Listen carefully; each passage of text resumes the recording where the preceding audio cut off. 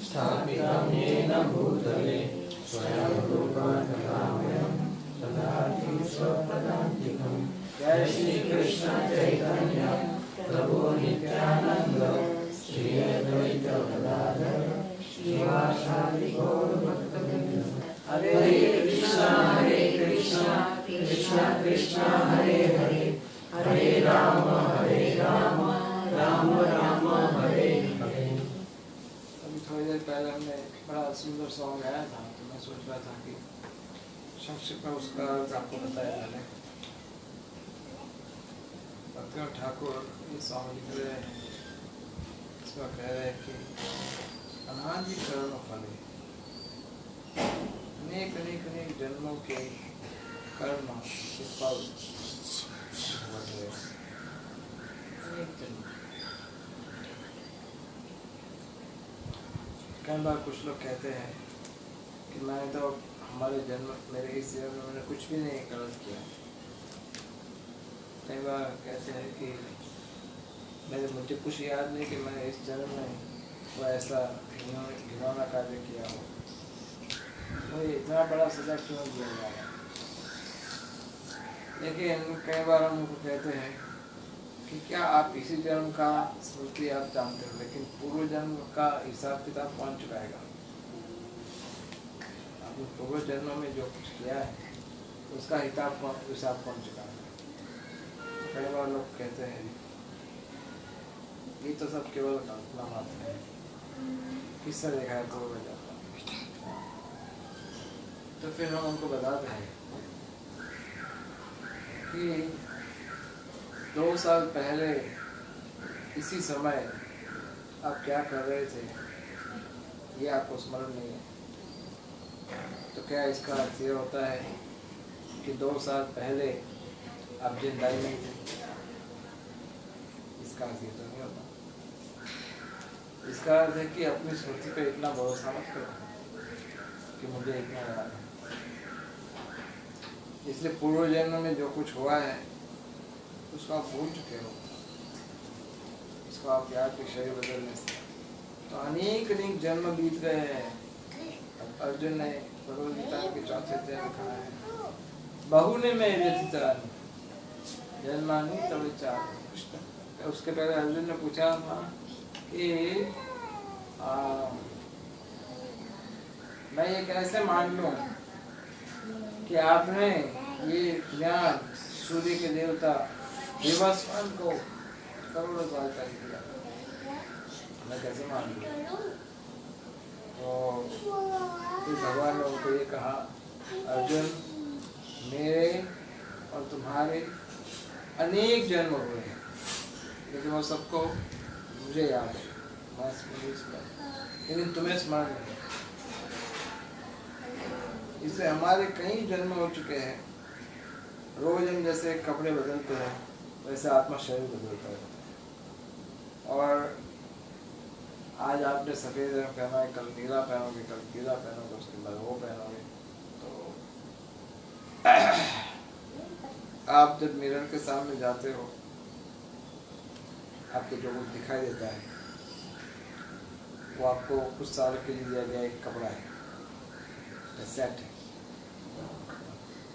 या आपको आप ऐसे दिखते हो इस जन्म में, दूसरे जन्म में आप कुछ और दिखोगे, पिछले जन्म में कुछ और दिख रहे थे।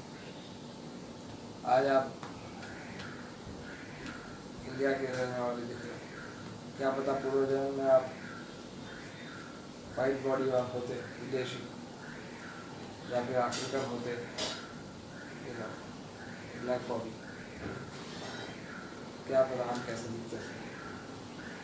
इसलिए ये जानना बड़ा आवश्यक है कि पहले तो आपके अनेक जन्मों के कर्म का फलम बहुत है। अनेक जन्म अनादि कर्म फल पड़ी भवार न जल। और जैसे भव सागर के खार सागर में हम गिरे हुए हैं। सागर का तुलना क्यों किया जाता है? तो आपने कभी सागर देखा? ऐसा क्यों देखा है कभी? गुजरात हो रही कहाँ रही? द्वारका में या फिर बॉम्बे में?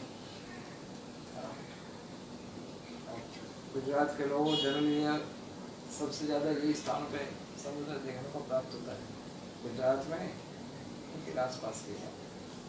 लेकिन हम जो समुद्र देखा है वो तो बहुत पास से देखा है। पास से अर्थात आप किनारे से थोड़ा सा आगे जाते हो उससे देखने, बोट में भी जाओगे तो, अगर आप बेट द्वार का जाओगे तो बोट है तो इधर से कुछ किनारा बन जाएगा तो सामने किनारा दिखना शुरू हो जाता है ना। लेकिन अगर आप अटलांटिक ओशन देखोगे तो उसका कोई सीमा ही नहीं है। आप जैसे आप अमेरिका जैसे जाते हो, हम लोग हवाई जहाज से ऊपर से जाते हैं, ऐसे कुछ दिखाई नहीं देता नीचे हवाई जहाज से। लेकिन वो समुद्र ब्लू कलर का होता है ना, तो ब्लू इमेज थोड़ा दिखता है आपको, बस कि कुछ है नीचे, उसका जो क्षितिज होता है वो ब्लू जैसा होता है। ऐसा कुछ बादल होते तो कुछ दिखाई नहीं देता। तो इसका अर्थ है कि इतना बड़ा समुंदर, उसमें अगर कोई व्यक्ति गिरे तो उसको बचाने का कोई उपाय है? इसलिए इसकी तुलना की सागर के साथ। कोई भगवान न चले तरी वारे ना देखी उपाय, उसमें से तैर करके बाहर निकलने का कोई उपाय नहीं है हमारे पास, कोई उपाय नहीं। ये विषय हला हले, हमारा हृदय जो है इतनी सारी इच्छाओं से जल रहा है। इच्छाओं का कारण क्या होता है कि इच्छाओं से जल रहा है, कारण क्या होता है? आप बहुत सारी इच्छा करते हो, so many desires, लेकिन वो पूरी नहीं होती।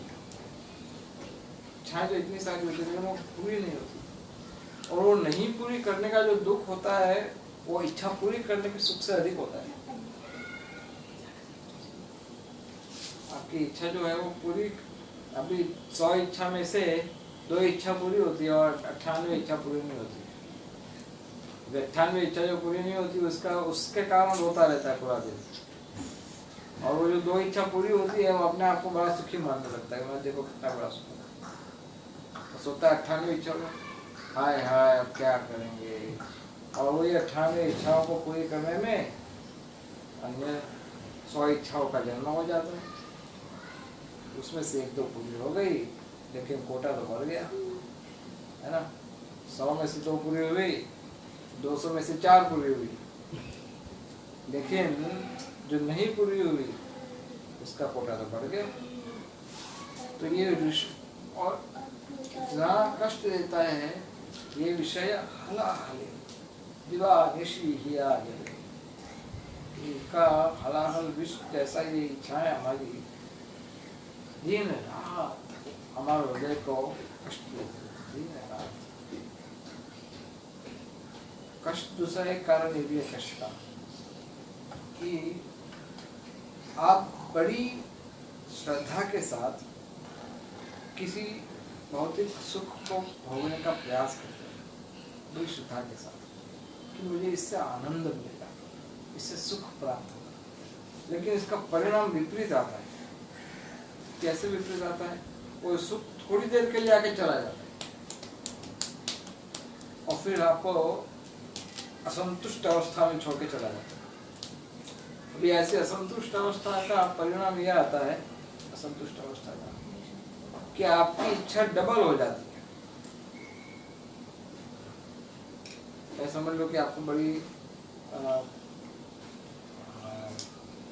भूख लगी है खाने की, या कुछ कोई भी इच्छा रहेगा, खुजली का खुजली जो होती है, तो आपको जैसे थोड़ी देर खुजाओगे आपको लगता है कि जैसे क्या आपको आनंद आ रहा है, स्वर्ग का खुजाने से खुजली हो रही है। लेकिन अगर आपको खुजाने के बाद थोड़ी देर के बाद उसको इतना कष्ट होता है, फिर डॉक्टर के पास जाना होता है, खून आ गया, क्या करें, ठंडी जगाओ, ये करो वो करो।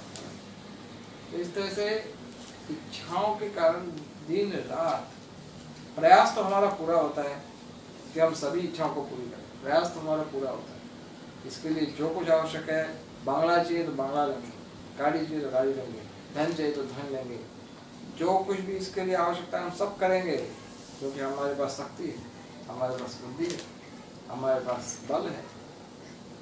लेकिन परिणाम विपरीत आते हैं, परिणाम इससे विपरीत आते हैं।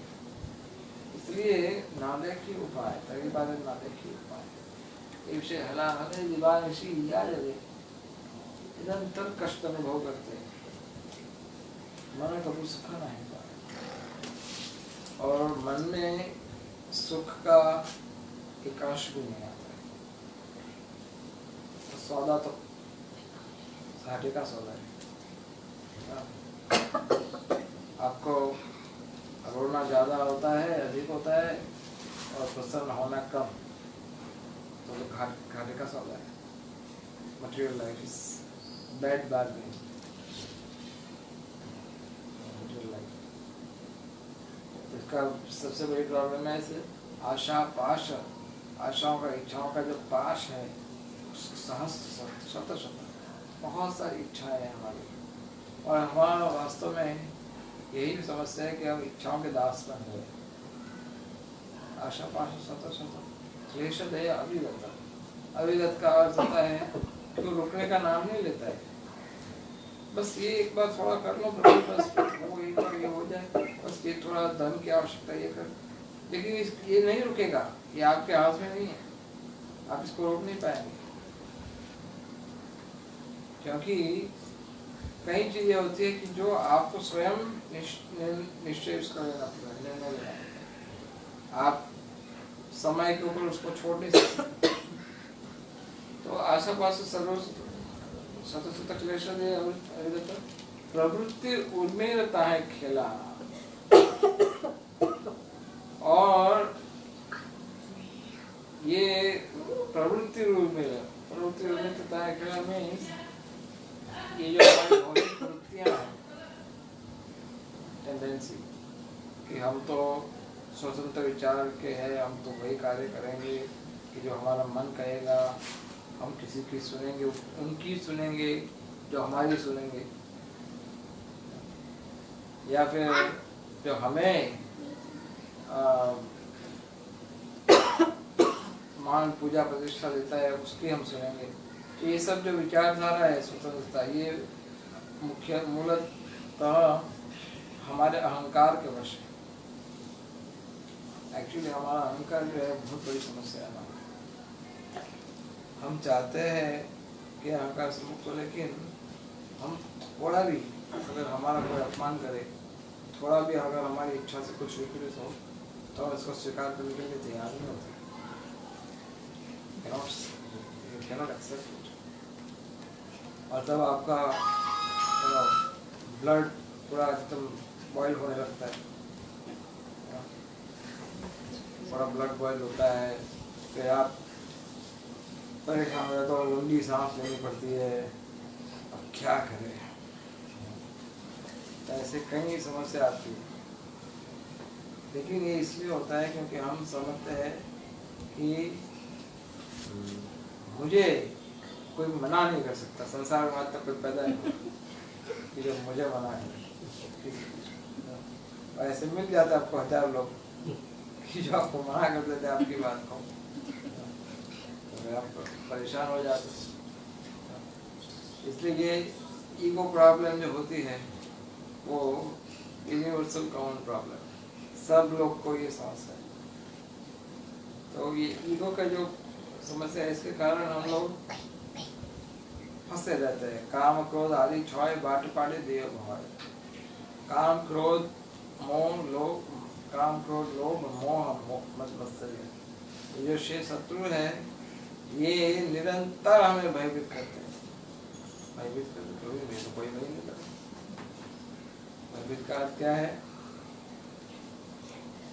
हम काम के प्रभाव में आ जाते हैं। काम के प्रभाव आते, फिर काम के प्रभाव में आता है व्यक्ति, या क्रोध के प्रभाव में आता है, वो कैसा दिखता है पता है? तो उसको अगर आईना दिखाओ ना कि आप कैसे दिखते हो, तो कैसा दिखता है? वो हॉन्टेड दिखते हैं। हॉन्टेड का अर्थ जानते हो? हॉन्टेड का अर्थ होता है कि जिसको भूत लगा हुआ है, ऐसा दिखता है हॉन्टेड। तो कैसा करता है वो, एक्चुअली वो नहीं कर रहा है, वो और कुछ कर, कोई और व्यक्ति आके कुछ कर रहा है ऐसा लगता है।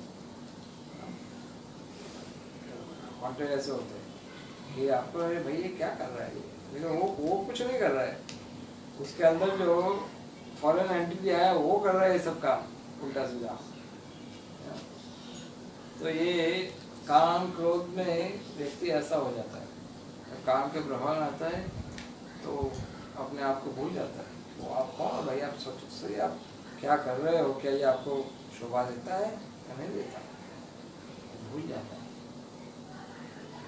काम, क्रोध, लोभ, लोभ भी बड़ी अजीब चीज है। लोभ का नाम लेते ही उसका कोई सीमा ही नहीं है, लोभ का कोई सीमा ही नहीं है। वामन देव ने कहा था कि व्यक्ति जब अपनी आवश्यकता से संतुष्ट नहीं होता तो उसको संसार की कोई भी चीज दे दो संतुष्ट नहीं होता है। जो अपनी रिक्वायरमेंट है उससे वो अगर वो बढ़ाता रहता है रिक्वायरमेंट को तो वो कभी संतुष्ट नहीं हो पाएगा। तो लोभ बड़ी भयानक चीज है। अगर आप ये सोचते हो बस कोई 20 लाख रुपए हाथ में आ जाए, और बस 1 करोड़ रुपए अगर हाथ में आ गया तो भगवान का सकता। जब आपके पास 1 करोड़ आएगा उसके पहले आप सोचोगे 2 करोड़ ठीक रहेगा, 2 करोड़ से क्या अच्छा प्रॉब्लम। जब आपके पास 2 करोड़ की सुविधा होगी तो आप सोचोगे नहीं अगर मेरे पास 4 करोड़ होगा तो मैं कुछ और डोनेशन भी दे सकता हूँ।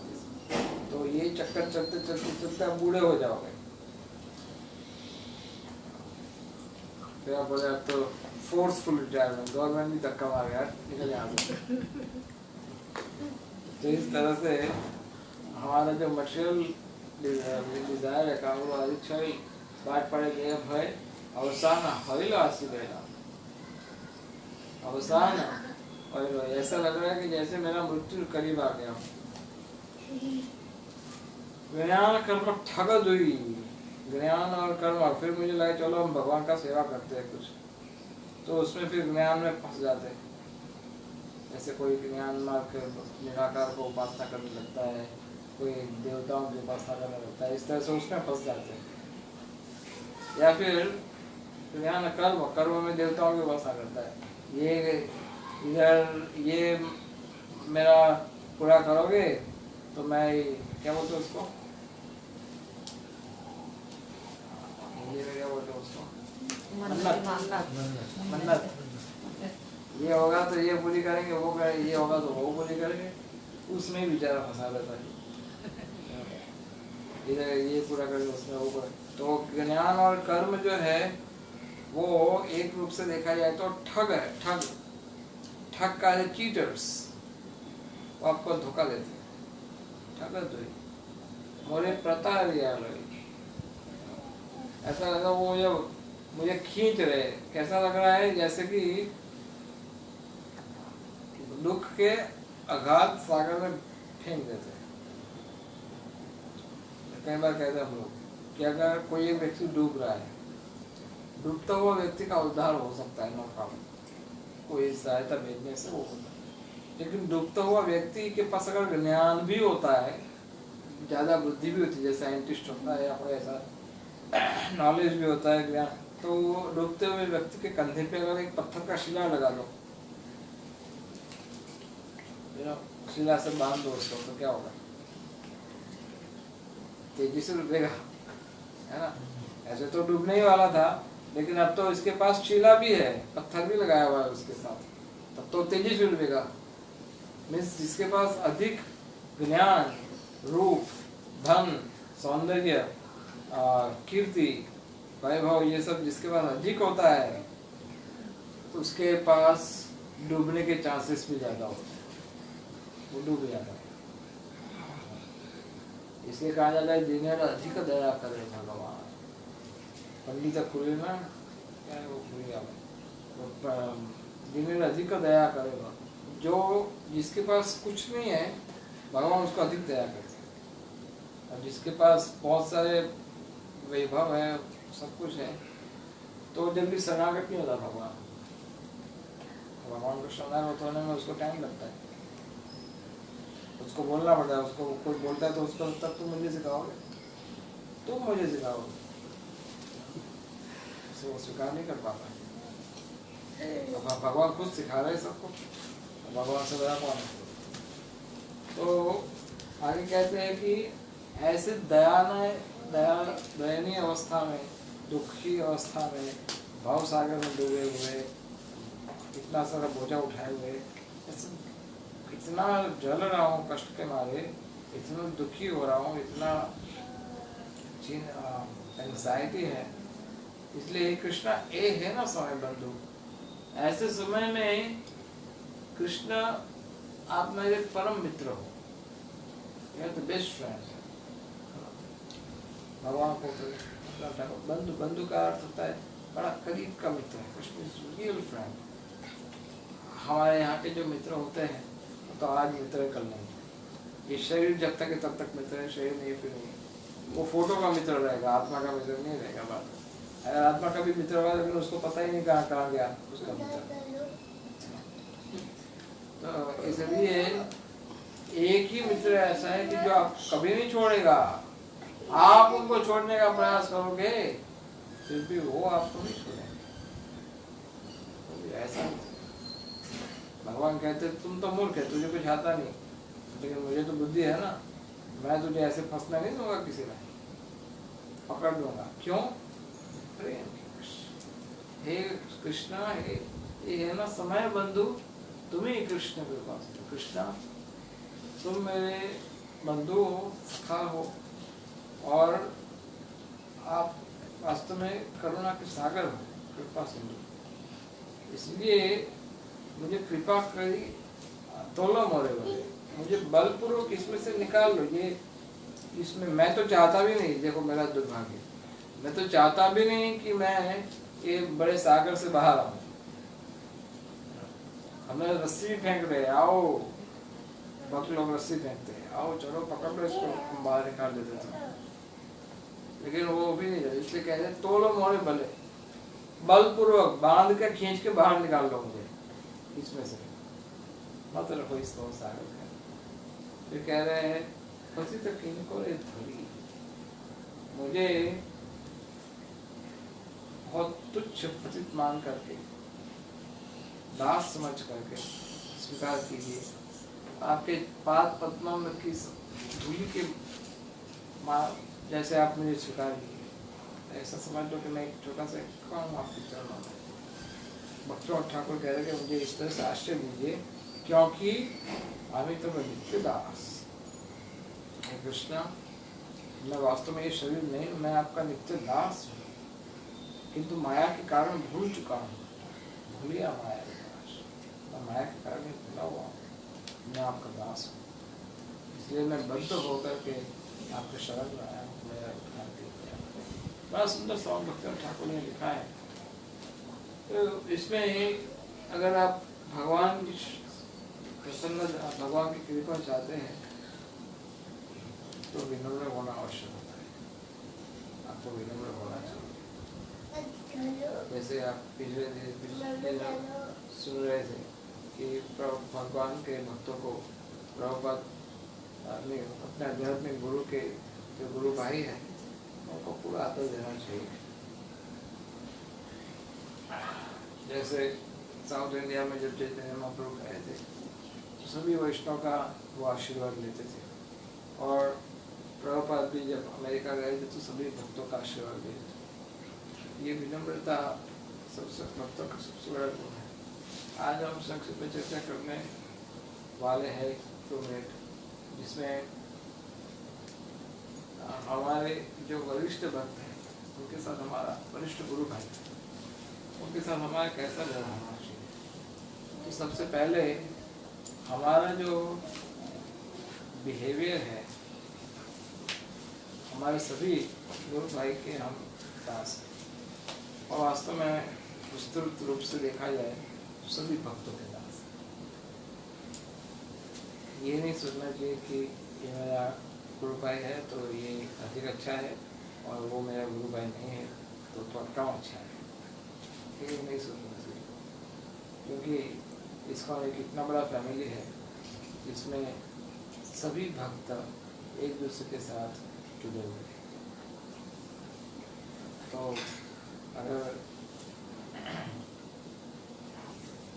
आप हमसे जो एडवांस है या कोई भी डिवोटी, हमारे जितने भी भक्त हैं सभी भक्तों के हम सेवक मात्र हैं, और उनके अपने अपने जो लेवल है स्तर, उस अनुसार उन सबकी सेवा करना हमारा कर्तव्य है। विशेष करके जो हमारे वरिष्ठ भक्त हैं उनके पास हमें क्या करना चाहिए, उनके पास बहुत ही विनम्र होकर के उनको प्रश्न पूछना चाहिए कि मैं किस तरह से आगे बढ़ सकता हूँ कृष्ण भावना में। बड़े विनम्र होकर के प्रश्न पूछना चाहिए, और जो भी आदेश दे इसको पालन करना चाहिए। ऐसा नहीं कि आप फिर प्रश्न पूछते हो, फिर जब दवाई लिख के देते कि ये दवाई है तो इसको दवाई नहीं लेगा, करना तो वही करूँगा जो मैं सोच कर रखा, तो फिर उससे परिणाम नहीं आएगा। तो आपको दवाई लेना पड़ता है। Carry out the instruction and inspire to be that obedient servants. Obedient servants का अर्थ होता है आज्ञाकारी, जो कहते हैं वही करते हैं। तो इसका परिणाम यह आता है कि अगर आप हॉस्पिटल में जाते हो, जैसे हमें पहले आपको बताया, और डॉक्टर जैसा कहते हैं उसको 100% फॉलो करते हो, तो क्या होगा, क्या परिणाम आएगा?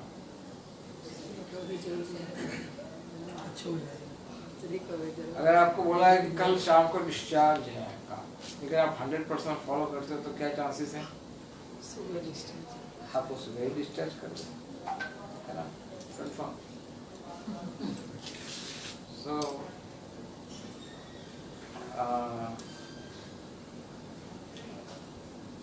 भक्तों का आज्ञाकारी सेवक होने का अर्थ होता है वो जो भी आदेश दे उसे अक्षर से पालन करना। अब समझ से आ सकती है कि ठीक है प्रभु, हम पालन करने को तैयार हैं, लेकिन हमें पालन करने के समय पे अगर कोई शंका हो गई या फिर हमें कोई चीज समझ नहीं आ रही कि ये पालन हम क्यों कर रहे, तो क्या हमें पूछना चाहिए इसके विषय में कि नहीं पूछना चाहिए?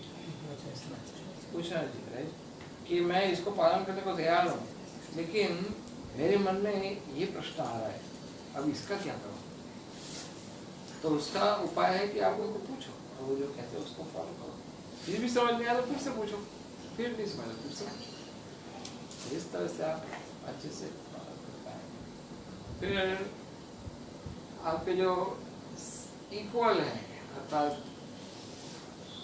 जो आपके कृष्ण भावनामृत का विकास आपका सबका एक समान हुआ है, एक साथ है, तो हमें उनके साथ मित्रता का व्यवहार करके भी उनकी सेवा करनी चाहिए, उनको प्रोत्साहन देना चाहिए, उनको हतोत्साह नहीं करना चाहिए, हताश निराश नहीं करना चाहिए। कि ऐसा व्यवहार करता है कई बार सामने वाला व्यक्ति सोचता है कि मैं कुछ अच्छा करना चाहता हूँ, लेकिन ये भक्त को अच्छा नहीं लग रहा है, ये भक्त मुझे इतना सपोर्ट नहीं कर रहा है, ये भक्त मेरी प्रगति से खुश नहीं हो रहे। तो ऐसा व्यवहार हमारा नहीं होना चाहिए, उनकी सेवा करने का प्रयास करना चाहिए। और जो हमसे नए हैं, जो बाद में जुड़े हैं और बहुत ज़्यादा कृष्ण भावना में नए हैं, उनको गाइडेंस देना चाहिए, उनको मार्गदर्शन देना चाहिए, उनको प्रोत्साहन देना चाहिए, उनकी ईर्ष्या नहीं करनी चाहिए, और उनको ज्ञान देना चाहिए। तो इस तरह से इसके विषय में आगे नेक्स्ट टाइम हम थोड़ा विशेष विस्तार से थोड़ा बात करेंगे इस विषय में। Today stop it, Hare Krishna.